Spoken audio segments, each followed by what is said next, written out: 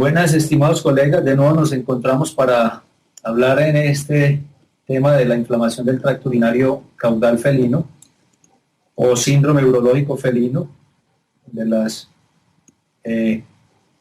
condiciones más particulares que vemos en la parte urinaria de los gatos, ¿sí?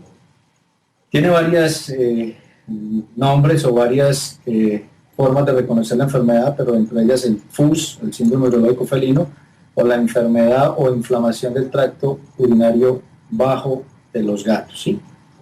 Entonces vamos a empezar a hablar un poco de la etiología de estas condiciones, y dentro de ellas vamos a hablar que el porcentaje más alto tiene que ver con condiciones idiopáticas, ¿sí? El 55% de estos pacientes no tenemos una causa real, una causa que conozcamos de por qué estos pacientes presentan inflamación del tracto urinario bajo o de por qué estos pacientes realmente llegan a estar obstruidos.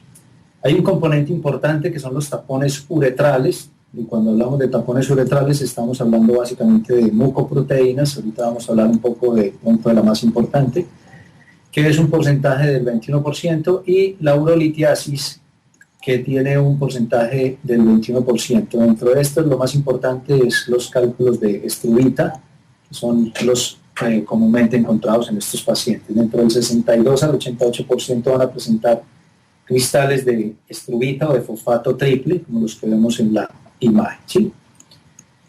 Entonces hay algunos factores desencadenantes que pueden favorecer a que la inflamación del tracto urinario bajo. Dentro de ellos, obviamente, la obesidad. Estos pacientes tienen una mayor predisposición a tenerlo. La castración tiene que ver mucho con la obesidad, no porque estén castrados se va a generar problemas del tracto urinario bajo, sino que básicamente la castración implica una ganancia de peso, y estos pacientes obviamente van a generar esa condición. Hay algunos estudios que muestran que los alimentos secos en los gatos van a favorecer la presentación, ya que estos pacientes son malos tomadores de agua. De hecho, es el ítem que sigue, poca ingesta de agua. Entonces, a estos pacientes que consumen alimentos secos, obviamente los niveles del consumo de fluidos van a ser menores, y obviamente las orinas van a ser mucho más saturadas, y esto de una u otra manera va a predisponer a que tengan más predisposición a la inflamación del tracto urinario bajo. Y el pH de la orina pues tiene que ver con lo anterior. Al tener poca ingesta de agua o alimentos secos, pues obviamente van a tener densidades y concentraciones mucho más elevadas, y obviamente el pH podría determinar o ser representante de la poca capacidad de ingerir agua y obviamente la saturación de estas orinas. Entonces esos son como los factores desencadenantes. Dentro de los signos clínicos, obviamente no vamos a entrar a detallar mucho de ellos, pero vamos a tener básicamente vómitos, anorexias, bradicardias, y obviamente lo más importante de estos pacientes es que van a tener disurias y van a estar obstruidos. Muchos de ellos, pues obviamente, van a estar con uretra en fasis, van a estar casi que orinando a goticas, y muchos de ellos inclusive van a estar casi que anúricos, no van a estar orinando.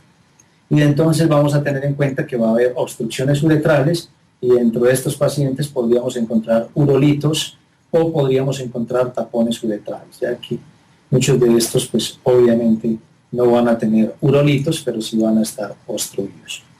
Dentro de los signos clínicos relacionados con la inflamación del tracto urinario ya más específicos, entonces podríamos encontrar la orina con sangre, vamos a encontrar orinas a goticas, orinas a poquitos, vamos a encontrar que los gatos se van a orinar por fuera de su cama, su caja sanitaria, entonces lo que llamamos periuria.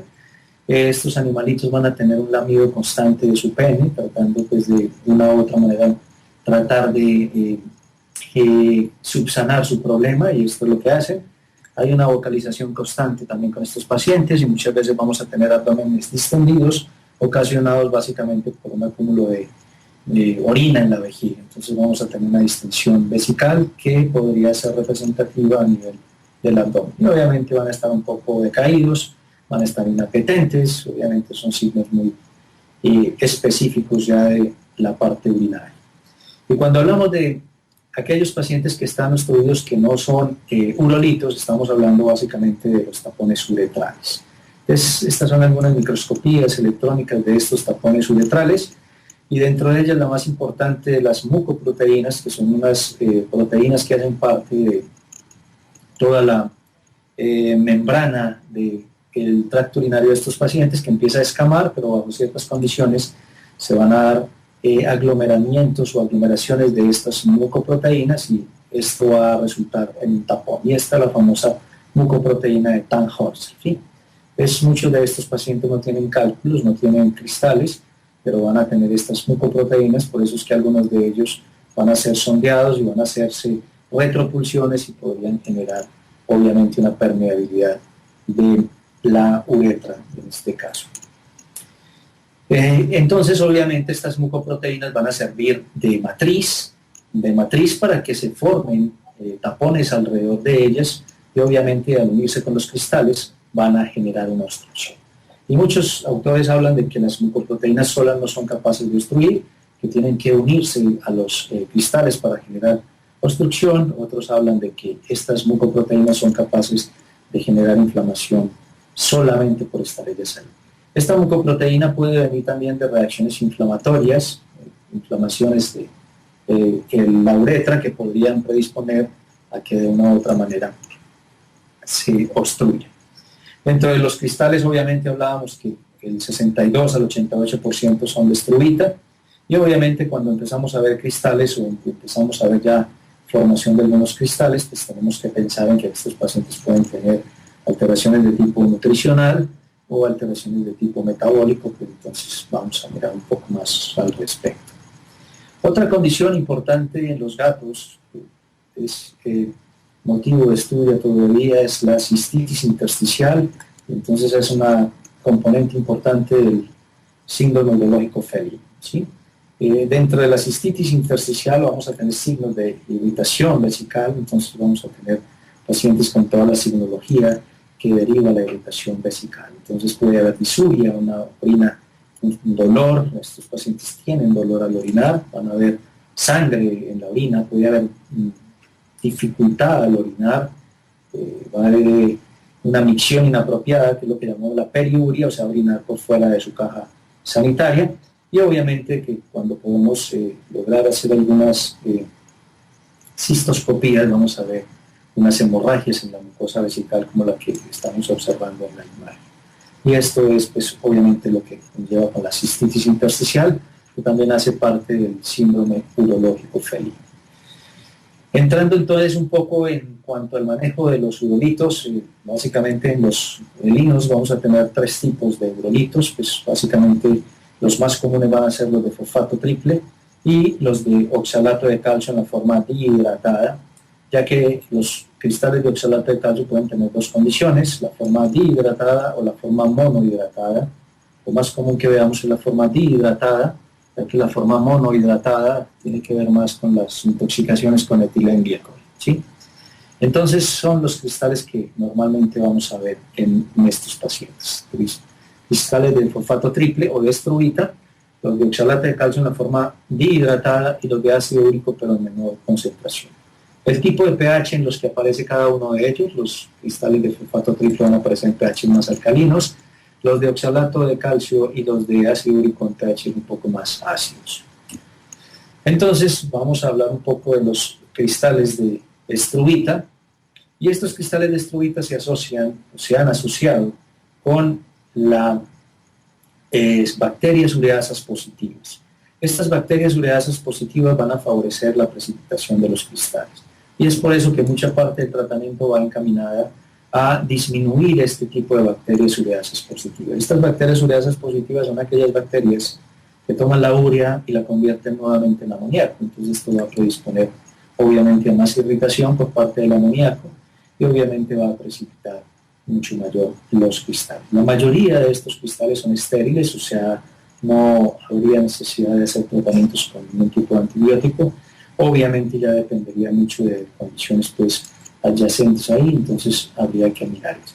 Y algo a tener en cuenta es que los cristales de struvita son de pH alcalinos, ligeramente alcalinos, pH por encima de 7,4, entonces parte muchas veces de su tratamiento es acidificar un poco a la orina, pero hay que tener en cuenta que en esos procesos de acidificación podrían irse a pHs un poco más abajo y predisponer a formar cristales de oxalato de calcio.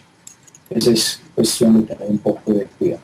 Con respecto a los tratamientos de estos pacientes que tienen urolitiasis de tipo fosfato triple o estruvita, pues obviamente lo que vamos a manejar en estos pacientes es de tipo nutricional, y lo que buscamos es disminuir un poco el aporte de proteínas. Al disminuir un poco el aporte de proteínas, pues obviamente vamos a disminuir un poco el aporte de fósforo y obviamente de amoníaco, porque sabemos que el metabolismo de las proteínas va a conllevar a que se forme amoníaco. Este amoníaco va a entrar al ciclo de la urea y va a formar urea por parte del hígado. Entonces, esta urea va a ser eliminada obviamente a través del sistema renal o el riñón, y por medio de bacterias ureasas positivas se van a transformar nuevamente esta urea en amoníaco, y por este mecanismo es que sabemos que van a formar los cristales de estruvita. Entonces, una de las formas de evitar esto es simplemente una disminución en la proteína. Eso con el fin de eliminar los cristales, y con el fin de mantenerlos, obviamente, vamos a tratar de dar un alimento de mantenimiento que sería el CD, y obviamente lo que tratamos de monitorear con este paciente es el pH de la orina para, como les decía anteriormente, evitar la acidificación y de una u otra manera favorecer la presentación de cristales de oxalato de calcio. Eso es importante. Estos urolitos podrían ser diluidos, por eso damos tratamiento de dilución. Vamos a ver que otro tipo de urolitos no se diluyen fácilmente, y entonces obviamente necesitan procedimientos quirúrgicos, pero estos podrían ser diluidos. El tiempo de dilución dependería mucho, pero nunca esperen que se diluya en menos de 15 o 20 días. Estos pacientes necesitan un poco más, algunos van hasta un mes, otros necesitan hasta 3 meses, entonces es importante tener en cuenta.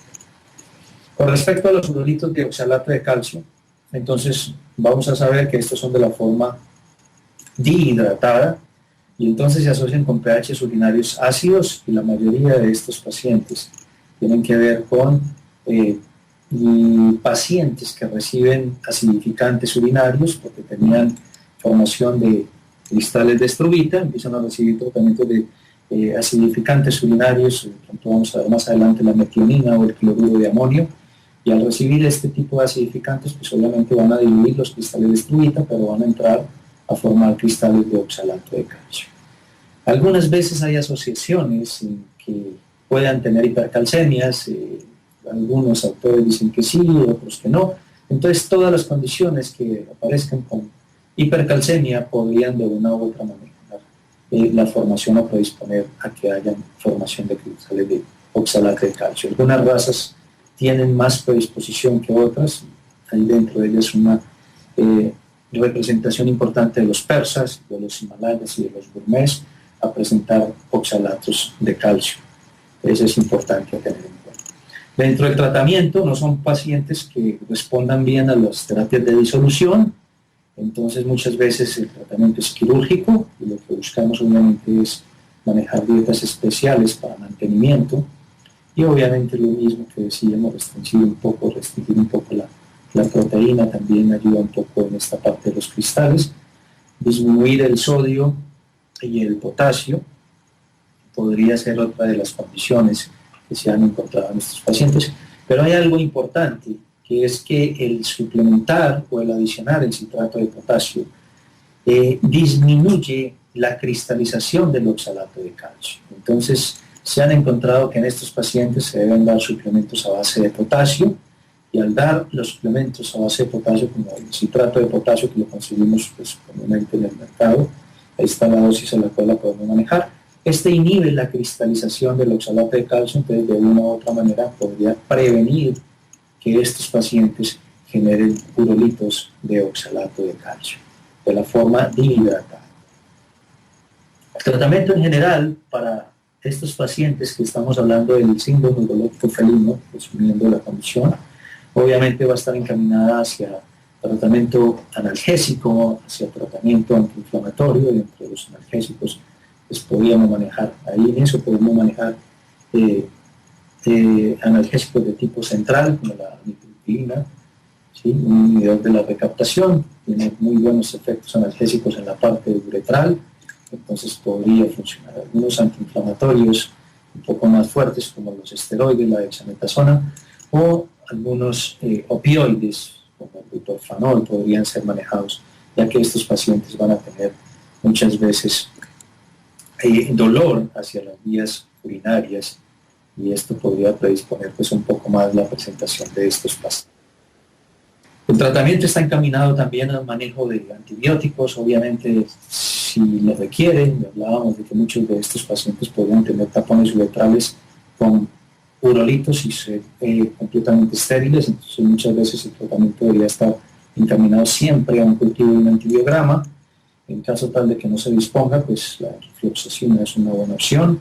Hay que tener cuidado con la aplicación de la enrofloxacina en los felinos. Hay muchos reportes de aves de que hablan de muertes súbitas por aplicación de las enrofloxacinas de tipo venoso. Algunos hablan de desprendimiento de retina, entonces hay que tener un poco de cuidado con estos. Por eso la ideal siempre es un cultivo de un antibiograma antes de empezar con un antibiótico, pero si no se puede, pues es una opción, aunque podrían haber otras opciones que creo que podríamos contemplar, como la amoxicilina con ácido clavulánico, la ampicilina con el sulbactam. El trimetoprim sulfa es una opción, lo que pasa es que los gatos no responden bien al trimetoprim sulfa, generan unas salivaciones, unas condiciones un poco típicas, independiente de la vía por la cual se ponga el trimetoprim. Entonces hay que tener en cuenta eso. Hablábamos un poco de los acidificantes urinarios, y entre los acidificantes urinarios tenemos básicamente dos, la metionina y el cloruro de amonio. El mecanismo de acción de la metionina es que en su metabolismo van a generar sulfatos, y estos sulfatos van a ser eliminados a través de la vía urinaria como ácido sulfúrico. Y como ácido sulfúrico va a acidificar la orina. Entonces este es el mecanismo de acción por la cual el metigel, que lo conocemos, pues comúnmente lo conseguimos como acidificante urinario, nos ayudaría a disminuir el pH de la orina. El cloruro de amonio, pues no lo conseguimos ahora muy fácil, pero su mecanismo de acción es que al ser eliminado, este va a conllevar a que se eliminen más hidrogeniones a través de la vía urinaria, y estos hidrogeniones pues obviamente lo que van a hacer es disminuir el pH. Entonces van a ser mucho más ácida la orina, y este es el mecanismo. Los pacientes van a tener acidificación urinaria con el fin de tratar básicamente la urolitiasis de tipo electrolita. Continuando con el tema de la urolitiasis, para darle pues como una concatenancia a la exposición, vamos a hablar un poco de la urolitiasis en los perros. Y entonces obviamente que vamos a tener que muchos de los diagnósticos los hacemos por radiografía o por ecografía, obviamente que aquí estamos mirando por radiografía, y entonces vamos a hablar de los más radiopacos a los más radiolúcidos. Son los cristales que normalmente encontramos en los pacientes caninos, obviamente unos con más predisposición que otros, y entonces vamos a ver la radiopacidad que va desde oxalato de calcio, los más radiopacos, hasta los más radiolúcidos, que serían los uratos. Entonces no serían muy fáciles de ver a través de radiografías, ¿sí? Dentro de las condiciones desencadenantes de estos pacientes, obviamente vamos a tener orinas muy saturadas, entonces esto va a predisponer a que esa saturación genere que haya más predisposición a que se aglomeren estos metabolitos y se formen cristales, y obviamente estos cristales van a formar cálculos. Algunos autores hablan de que hay disminución en los inhibidores de la formación de cristales, simplemente son hipótesis porque se cree que hay algunos inhibidores a la formación de cristales, y entonces esto va a predisponer. Y obviamente aquellos pacientes que tienen cristalinas constantes, como obviamente vamos a ver en algunas razas, como lo que tiene que ver con el dálmata, lo que tiene que ver con el bulldog inglés y con lo que tiene que ver con el schnauzer miniatura, ya que tienen algunas deficiencias hormonales en cuanto a algunas, no hormonas, sino en cuanto a algunas enzimas que pueden favorecer que constantemente tengan cristalinas, y esto va a favorecer que presenten una fácil urolitiasis. Es una tabla que simplemente va a servir de ilustración para ver las razas que tienen más predisposición, las formas en que aparecen los cristales, el tipo de pH, el tipo de cultivo, la densidad radiográfica que se hace, y obviamente pues creo que es importante como información general. Entrando a hablar ya de los cristales que tiene que ver con el paciente canino, que vamos a ver que básicamente van a ser tres los más importantes: oxalato de calcio, estruvita y uratos. Entonces vamos a hablar un poco de oxalato de calcio. Muchas de las condiciones tienen que ver también con lo que pasa en los pacientes felinos. Y entonces algunos pacientes pueden presentar hiperoxaluria. Entonces esto tiene que ver mucho con el consumo de proteína. Algunos pacientes que comen una cantidad exagerada de carne, y básicamente son dietas que van a ser tipo proteicas, van a tener una predisposición un poco mayor a formar estos cristales, ya que dentro de esa alta proteína van a tener básicamente dos aminoácidos, que son la hidroxiprolina y el triptofano, que van a favorecer la aparición de los cristales de oxalato de calcio. Algunos autores hablan de una bacteria que es el Oxalobacter formigenes. Se ha estudiado un poco en los humanos, no mucho en perros, pero se sigue postulando como una de las bacterias que podrían ocasionar que precipiten o que predispongan a que se precipite el calcio a nivel de la orina, y podría generar predisposición a tener cristales de oxalato de calcio. Y obviamente, que también lo hablábamos en los pacientes felinos, todo lo que tenga que ver con niveles de hipercalciuria, o sea, que se está eliminando calcio a nivel de la vía urinaria, y entonces ahí tenemos que ver todas las condiciones que pueden generar eso, ¿sí? Entre ellas, pues, obviamente el calcitriol es la vitamina D activa, una forma de vitamina D activa, entonces esto podría generar ese tipo de calciuria. Todo lo que tiene que ver con hiperparatiroidismos, tanto primarios como secundarios, obviamente los glucocorticoides, y la acidosis, de una u otra manera podría generar a que se estén eliminando fosfatos y carbonatos, y podría predisponer a la formación de cristales de oxalato de calcio. Dentro del tratamiento de estos pacientes con cristales de oxalato de calcio, obviamente vamos a tener que modificar la dieta, y lo que buscamos al modificar la dieta es disminuir las recurrencias, pero acuérdense que estos pacientes deben de ser quirúrgicos, porque los cristales de oxalato no se diluyen fácilmente. Entonces, al no ser diluido fácilmente, estos pacientes hay que entrar por métodos quirúrgicos a retirar este tipo de cristales. Y por eso lo que hacemos es modificar la dieta para prevenir recurrencias, ¿sí? Y lo que buscamos con las dietas es disminuir el calcio y obviamente bajar los oxalatos. No se recomienda o no hay indicaciones de restricción del fósforo, entonces obviamente que por eso estos pacientes no tienen dietas hipoproteicas, que al tener dietas hipoproteicas pues obviamente estaríamos restringiendo el fósforo, y al disminuir el fósforo podría aumentar la absorción de calcio en el tracto gastrointestinal. Entonces por ese mecanismo no disminuimos el aporte proteico. En estos pacientes tampoco adicionamos cloruro de sodio, que lo vamos a ver que en otros tratamientos podríamos aumentar el cloruro de sodio para aumentar la diuresis. Entonces simplemente adicionamos sal, pronto lo vamos a ver en los cristales de estruvita, y al adicionar sal lo que vamos a generar es simplemente una diuresis osmótica, pero el hecho de utilizar sal en estos pacientes podría incrementar la calciuria, entonces no recomendamos la adición de sal, ¿sí?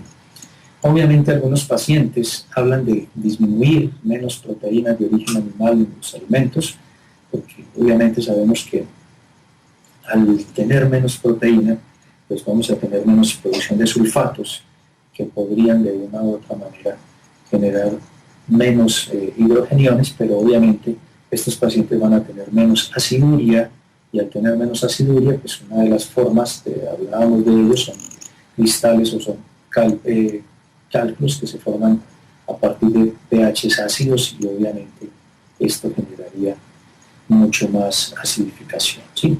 El citrato de potasio lo decíamos también para los pacientes felinos, que es un inhibidor de la cristalización, entonces podría darse también el citrato de potasio. Se evita en estos pacientes la vitamina C, que sabemos que tiene un efecto de acidificante urinario.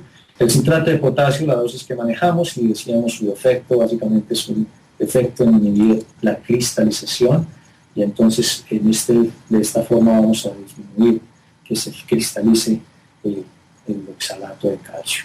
Y obviamente tiene efecto alcalinizante, y entonces al tener el efecto alcalinizante, pues obviamente vamos a buscar subir un poco el pH de la orina, y al subir un poco el pH de la orina, pues vamos a disminuir las capacidades que tiene de que se formen los cálculos que son de pH ácidos. Y obviamente al tener ese efecto alcalinizante, también se le ha dado algunos efectos al citrato de potasio, de evitar lo que tiene que ver con el hiperparatiroidismo secundario. Entonces disminuye la liberación de calcio de los huesos en forma de hiperparatiroidismo.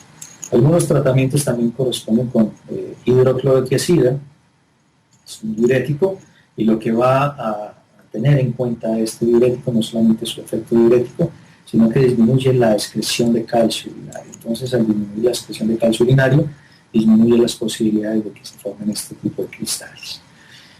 El otro cristal o el otro cálculo importante es el de estruvita, y entonces es importante saber que son de pHs alcalinos, y es lo que llamamos fosfato triple o fosfato magnésico, amónico o amonio, magnesio, fosfato amonio, y tiene que ver mucho, como lo decíamos en los pacientes felinos, también con la inflamación del tracto urinario inferior, y tiene que ver con bacterias ureasas positivas. Esas son las bacterias ureasas positivas: Staphylococcus, Proteus, Pseudomonas, Klebsiella y Mycoplasmas. Entonces estas bacterias transforman la urea en amoníaco, y obviamente al transformar la urea en amoníaco aumentan los niveles de amoníaco, y esto puede predisponer a que se formen mucho más fácil. Entonces, parte importante del tratamiento de estos pacientes es dar inhibidores de ureasas positivas. Hay algunos medicamentos, ahorita vamos a ver qué podemos hacer, ¿sí? Y entonces el tratamiento de estos pacientes también tiene que ver con la cloruro de sodio. Lo que hacíamos simplemente en las diapositivas anteriores cuando hablamos de oxalato, que no es recomendable dar el cloruro de sodio porque podría predisponer a la cristalización del calcio. Entonces aquí sí es una de las condiciones importantes, y lo que hacemos es que va a disminuir de una u otra forma la densidad urinaria, la gravedad específica de la orina, por debajo de 1025. Entonces, al tener densidades o gravedades específicas, que en este caso fueran isostenúricas, vamos a tener obviamente un paciente que está eliminando mucho más cantidad de orina, y obviamente esto va a generar que de una u otra manera estos pacientes estén poliúricos, y al estar poliúricos obviamente la concentración de la orina va a estar por debajo de lo normal, y la capacidad que tiene de eliminarse tantos solutos tan concentrados en orinas poliúricas va a ser mucho menor. Y de una u otra manera esto también va a generar o va a forzar la ingesta de agua, ya que vamos a generar cambios en cuanto a la osmolaridad plasmática. Al tener un poco de aumento en el cloruro de sodio, vamos a generar cambios en la osmolaridad que van a forzar de una u otra manera, van a desencadenar polidipsias secundarias, ¿sí? Y entonces es importante saber que solo se recomienda para estruvita, no para los otros cristales. Esto es lo que recomendamos: de 0.5 a 10 gramos de sal por día. Estas son cucharaditas, una cucharadita tiene 6 gramos, entonces lo que hacemos es dar una cucharadita o máximo 2 cucharaditas, y se le puede dar con la comida. Esto ayudaría muchísimo a manejar los cristales o la cristaluria o la urolitiasis de estruvita. Otra de las condiciones, es importante erradicar por completo la inflamación del tracto urinario, y al erradicar por completo la inflamación del tracto urinario vamos a disminuir obviamente que se disminuya la urolitiasis. Lo que pasa es que hay que tener en cuenta que estos pacientes necesitan tener un cultivo de orina para identificar realmente si hay algunas bacterias ureasas positivas, y obviamente después de haber hecho los cultivos de orina, identificar la inflamación del tracto urinario, la infección del tracto urinario, básicamente por las bacterias que estábamos hablando anteriormente. Obviamente estos pacientes van a recibir el tratamiento adecuado con respecto al tipo de antibiograma que tengamos en esos pacientes. Entonces es importante tener en cuenta eso. Dentro del tratamiento que manejamos en estos pacientes también obviamente decíamos que hay dietas de disolución, son cristales que podrían ser, o cálculos que podrían ser fácilmente diluibles o diluidos. Entonces simplemente lo que vamos a hacer es una restricción en cuanto al fósforo y el magnesio. Obviamente lo que vamos a hacer es aumentar el cloruro de sodio, y lo que tienen estas dietas es disminuir la proteína, como metabolito de la proteína, el amoníaco, y obviamente el amoníaco al entrar al ciclo de la urea va a disminuir la urea, y esto va a conllevar también que se tenga que tratar las bacterias ureasas positivas, que ahorita vamos a hablar un poco de ellas. Entonces es importante controlar la infección del tracto urinario, como decíamos, con algunos antibióticos, algunos antibiogramas. Y sí, siempre lo ideal es antibiogramas antes de entrar a dar tratamientos con antibióticos, siempre es preferible eso.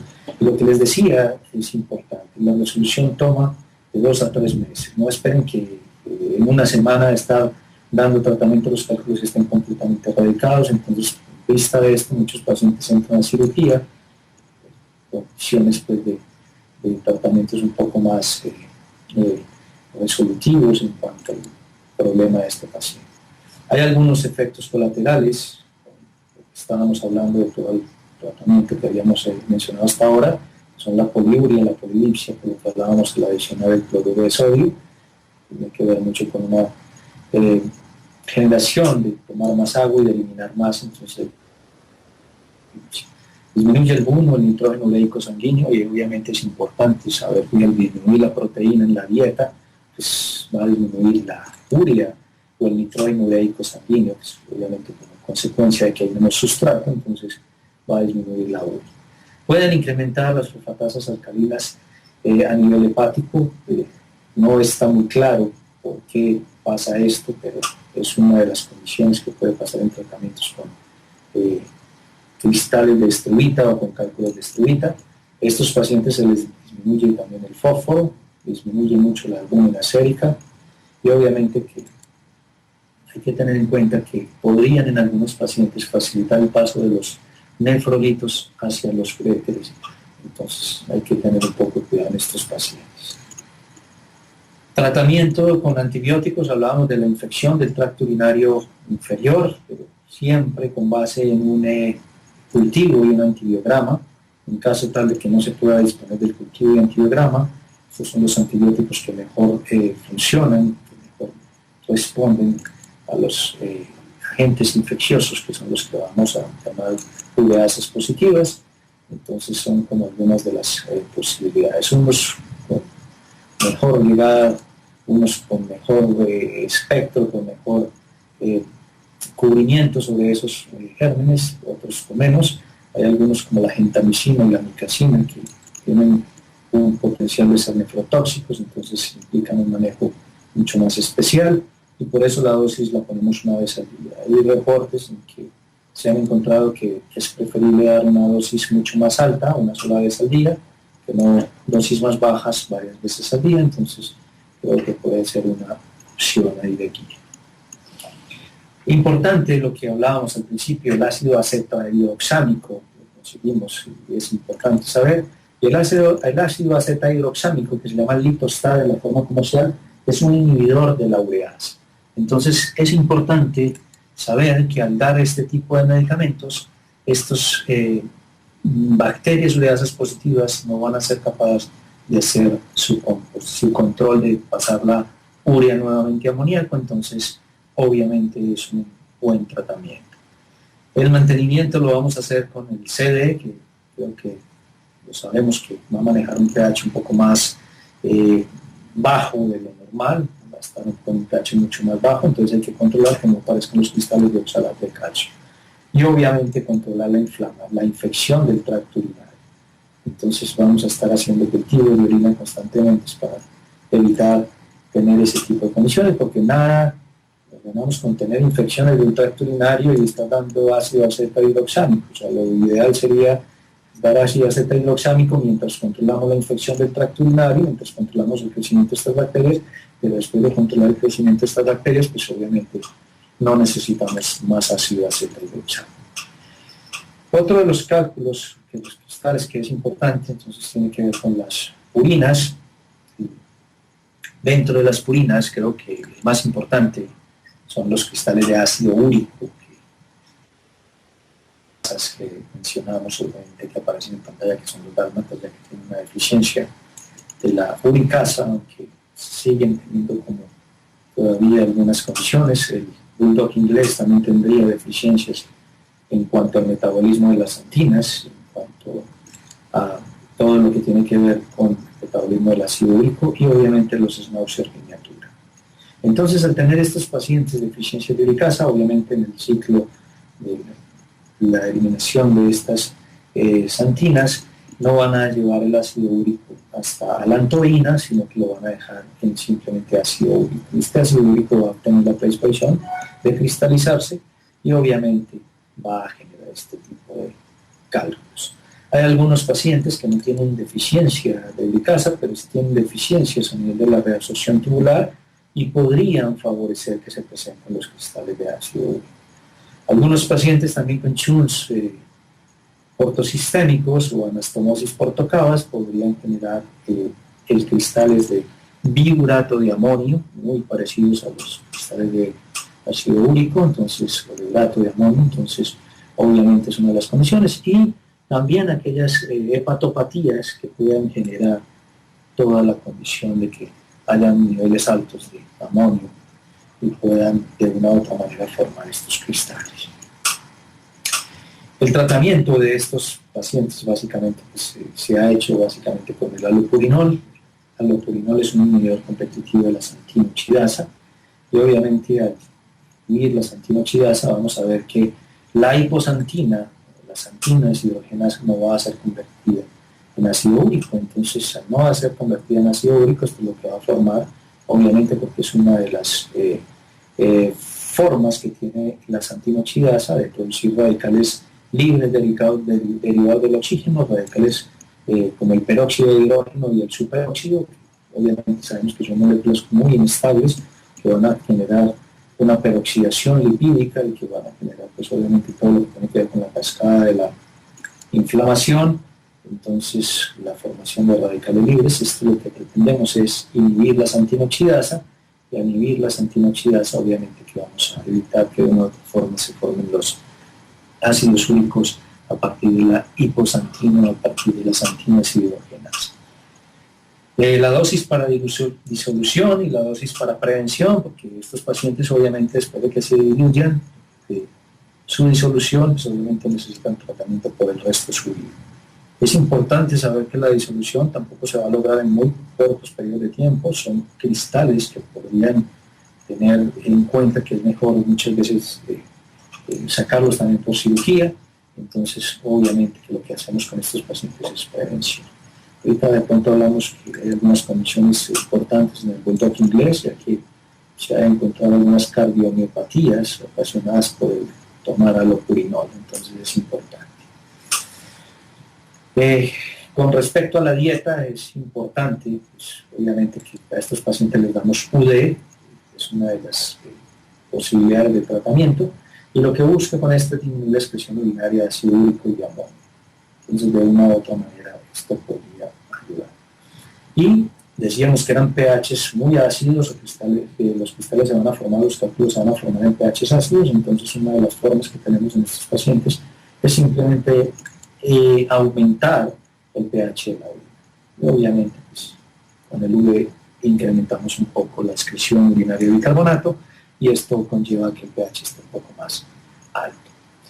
En perros que están en crecimiento hay que tener en cuenta que no es bueno dar dietas con restricción proteica tan exagerada. Entonces, estos pacientes preferiblemente someterlos a cirugía. Y lo que les decía anteriormente, en el bulldog inglés no hay una claridad, no hay estudios que muestren por qué mecanismo, pero sí hay muchos estudios que muestran que lo hacen. Entonces, es importante evitar en el bulldog inglés porque puede generar cardiomiopatía dilatada. Hablábamos que el bulldog inglés también tiene deficiencias en la uricasa, igual que el dálmata. Lo que pasa es que lo vemos mucho más frecuente en los dálmatas que en el bulldog inglés, pero el bulldog inglés también tiene deficiencias de la uricasa que podría generar esa condición. Entonces, esta sería, pues, obviamente, como una de las condiciones de tener en cuenta en sus pacientes. Con respecto, pues, obviamente, a, resumiendo la condición que tiene que ver con los cristales de ácido úrico de urato, pues, obviamente, la dieta va a tener que ver algo importante. Y, obviamente, que en estos pacientes no va a haber una resolución completa. O sea, estos pacientes obviamente podrían no ser completamente diluidos, entonces es importante que se tengan en cuenta esos resultados y por eso muchas veces necesitan estos pacientes entrar a tomar otras medidas terapéuticas como la cirugía. En cuanto a la disolución, algunos autores hablan que puede ir de 1 a 10 meses, mucho mayor, pero todos hablan de siempre el promedio que está entre 2 y 3 meses para la mayoría de los cristales, de los que tienen que ver con estruvita, y en este 3 a 4 meses. Entonces el tratamiento es largo. Obviamente hay que estar haciendo chequeos de tipo urinario o de tipo sanguíneo urinario. Entonces vamos a medir el nitrógeno ureico sanguíneo, que podrían estar los valores a este nivel, la densidad urinaria y obviamente los pH de la orina. Entonces creo que hay que controlar un poco esos 3 ítems para tener en cuenta que el tratamiento esté siendo lo más claro posible.